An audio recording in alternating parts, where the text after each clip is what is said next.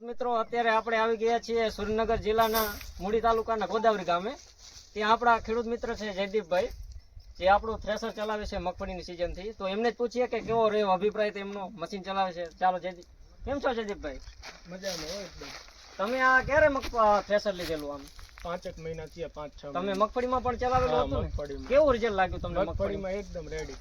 બરોબર. કોઈ ચોખ્ખાઈમાં કેવું લાગ્યું? ચોખ્ખાઈમાં એકદમ રેડી મગફળી. બરોબર. સીધી ઝાડમાં ચોખ્ખાઈ એવી ચોખ્ખી આવી કે? હા, સીધી ઝાડમાં. બરોબર. ને અત્યારે શું આપણે કયો પાક ચલાવી રહ્યા છીએ?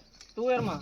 એમાં તમને કેવું રિઝલ્ટ લાગ્યું છે? તુવેરમાં એકદમ રેડી, ચોખ્ખી એકદમ. બરોબર. ને બીજું કોઈ ઇશ્યુ આવ્યો હોય કે ભાંગ તૂટનો કે એવું ના, કઈ? બીજો કોઈ ઇશ્યુ નથી. ને કંપની તરફથી સર્વિસ કેવી, તમને કેવું લાગ્યું? સર્વિસમાં તો રેડી એકદમ. બરોબર. ગમે ત્યારે આવે. હા. ને બીજા ખેડૂત મિત્રોને તમે શું સલાહ દેશો કે થ્રેસર લેવાય કે નહીં? કે દેવદીપનું થ્રેસર લેવાય.